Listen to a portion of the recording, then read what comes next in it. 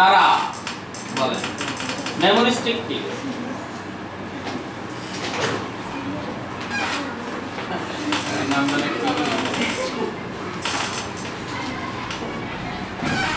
memory stick কি বলেন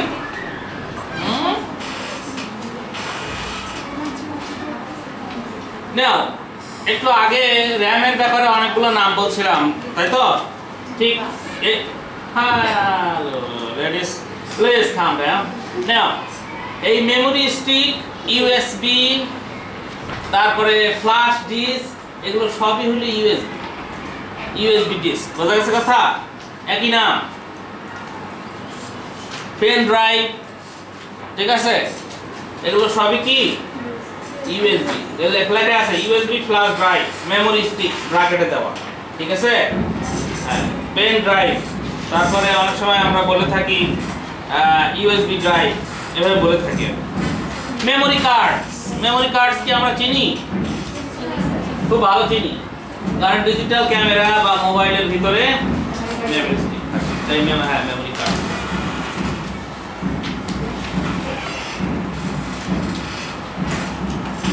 digital camera এটা ইনপুট ডিভাইস না আউটপুট ডিভাইস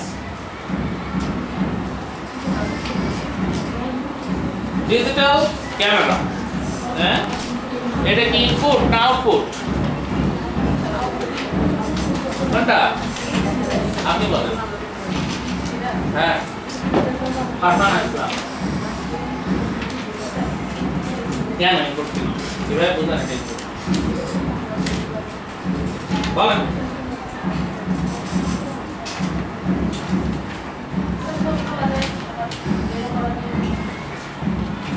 এক্স্যাক্টলি নয় আপনারা ভালো করে দেখুন যে ইনপুট কেন বলতেছি এবং আউটপুট অ্যাকচুয়ালি কেন বলতেছি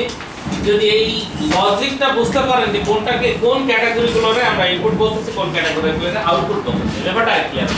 লক্ষ্য করুন আপনি যে মাউসটা নাড়াচ্ছেন মাউসটা দিয়ে কোন একটা জায়গায় ক্লিক করুন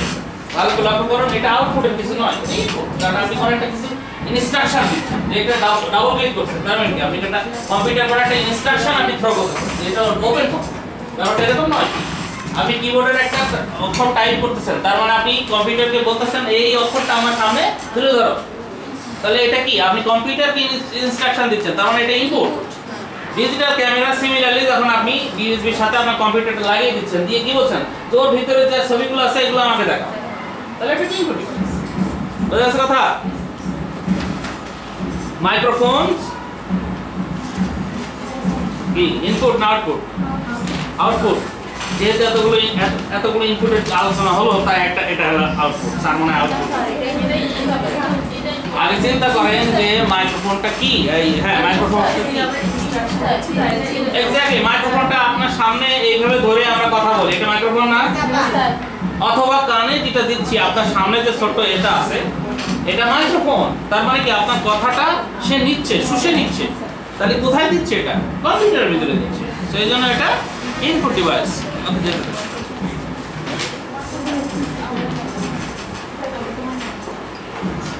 এই প্রজেক্টরটা কি আউটপুট না ইনপুট